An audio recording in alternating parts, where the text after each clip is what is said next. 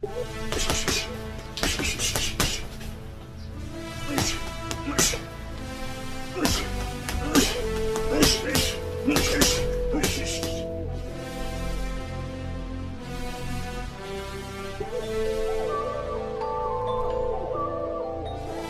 good with it, YouTube? Fight fans all over the world. It's your boy, the realest of the real talk boxing, and I'm back at you again. Well, we have a fight coming up this weekend. Matchroom, DAZN. Dillian Whyte versus Alexander Povetkin 2. This is the fight that, I've been waiting for. It's a fight that has been postponed because of, certain things. People getting sick. This, that, the other. But nevertheless, we have the rematch. Now, this was an immediate rematch, exercised by Dillian Whyte. And I can completely understand why he wanted to jump right back in with Povetkin, because they need to right that wrong, like pronto. They need to hurry up and right that wrong pronto. If you want to be in line to fight another heavyweight champion, or have another significant fight with another significant fighter, a possible fight with a superstar to get another title shot. So you got to go in, and you got to jump in real fast to right that wrong. Now, there's a lot of people who believe Dillian Whyte is going to avenge his defeat, who thinks he's going to, right that wrong. And I'm not one of those people. Now, first off, I love Dillian Whyte. I loved him. And I was just as surprised as everyone else when I saw him get knocked out in that first fight. Because let's face it, he had Povetkin hurt. Not once, but twice. In the same freaking round. You know what I'm saying? The first shot was a short, sneaky little left hook on the inside. And then I believe a left uppercut on the inside. Same round, fourth round. And we all know what happened in the fifth round. He got a little lackadaisical like he does. He was in La La Land for a split second, and he got slept. Now, let's talk about Dillian Whyte. All right, love him. Blood and guts type warrior. We've seen the dude dang near down and out and come back. I've seen Dillian Whyte hurt multiple times in multiple fights, but usually he pulls through. I remember when I seen him fight Rivas, when Rivas hurt him. I believe Rivas dropped him in that fight, and he pulled out a really, really close fight. Honestly, could have went either way, but Dillian Whyte did enough to reign supreme. But we've seen Dillian Whyte hurt a number of times, but he always seems to get back up, and a lot of those fights, get back up and win those fights. So, but here's the thing about that, man. Him constantly being hurt. There's been no changes. He still gets hurt. He still gets caught in between those spots where he's in La La Land. He gets lackadaisical. He takes his eye off the prize sometimes during the fight, and he gets caught. And the difference between all the other fighters that caught him and hurt him, and I'm talking about Anthony Joshua too. How many times did Anthony Joshua rock him? And he continued to get up until finally the ref stepped in and stopped the fight after the last knockdown that he suffered. The difference is between those fighters and Povetkin. Povetkin slept him. He did not get up. He didn't get dropped once or twice and got up. He got hit one time by a perfectly placed uppercut. It was not a lucky shot. And he didn't get up. He got slept. I'm talking about night. Flat out. That means something.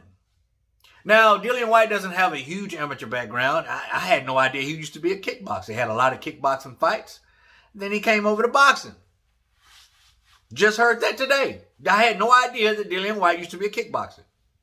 I might have heard it somewhere or another, but I just completely forgot about it. But, it is what it is. But I watched the live workout. I watched the live workout today. I watched him on the hand mitts, y'all. And I watched Povetkin. Povetkin's looking really slim, especially in his waist and stomach area, man. He looks to be in great shape. And Dillian Whyte as well. But there was something significantly different that I saw when I saw them running the hand mitts. Now, mind you, it's just hand mitts. But I pay attention to detail. Okay, when I watch fighters, not only fight, but when they train, how they move in the ring, whether they're in the ring actually fighting or just working out. When I saw Dillian Whyte on those hand mitts, he didn't look good to me. His shots were not very well placed. His footwork wasn't really good. He hasn't had the best footwork throughout his whole career, but he just looked sluggish to me. His punches did not look precise. They looked heavy and hard, of course, but just something didn't look right about Dillian Whyte, man. Something did not look right. Now, when I watch Povetkin, I see finesse. I see a heck of a lot more fluidity and technical aspect when I watch Povetkin punch on those hand mitts. I mean, he looks like he's there. The foot placement, the movement, the shots, the combinations. It looked way better, significantly better than Dillian Whyte. And that kind of scares me. It really does. I've always thought that Povetkin is technically better than Dillian Whyte, but then again, a lot of fighters that Dillian Whyte has faced have been technically better, and he's somehow found a way to win.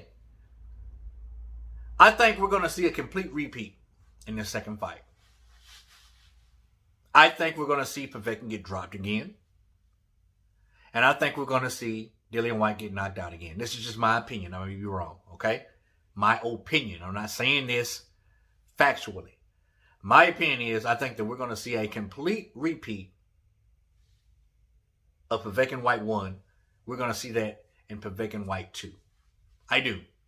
Now, whether or not it'll be earlier or later, I do believe Povetkin's going to get caught again. Because Whyte has those long orangutan hands, man. Those arms like freaking go-go gadget arms. He has a long reach, and he was pumping the jab. And the thing that I liked about Dillian Whyte in the first fight, from round one, he was going to the body. And y'all know how I like that body. I like a body. We snatched the body. Thus the name Body Snatcher. He was going to the body from round one. And I like that. And I think he needs to do that from round one in the second fight. But he needs to go there much, much harder. Faster. Stay on the body. Don't get off the body. And you can't get lackadaisical in there, Whyte. Because sometimes he falls asleep. And then gets put to sleep. But we've seen it happen time and time again in all of his fights. Not all of them, but the majority of his fights, he'll fall asleep, man, and get rocked and get hurt. But Povetkin hit him one time and slept him. He didn't get up. And that's the difference right there. That's the difference. Povetkin is more technically sound. He moves better. He looks to be in better shape than Dillian Whyte. And I do expect for both fighters to go down, just like the first fight. But I have a gut feeling. I have a gut feeling that Dillian Whyte is going to get slept again. So where does this lead Dillian Whyte should he lose this fight? Because he could possibly win. This is just my opinion. And that means nothing. Regardless of how many times I tell y'all, my opinion means nothing. But it's just an opinion. If he loses this fight, where does he go? Is his career over? Possibly. I don't know. But I do know this. If he loses this fight, he goes way down in the bracket. Way down in the bracket. And a lot of people are going to say, should he get knocked out in the same fashion he got knocked out in the first fight, Dillian Whyte, it's time to hang him up. But Dillian Whyte doesn't strike me as the man who's going to listen. He's hard-headed. He don't like authority. He does not. He has a problem with authority. He don't want people telling him what to do. But I, myself, would hate to see that. I would hate to see Dillian Whyte get knocked out because I love the guy. And I like Povetkin too. Humble dude. Quiet storm. But he's a killer. So is Dillian Whyte. But I think Povetkin has Dillian Whyte's number. Sometimes it just happens.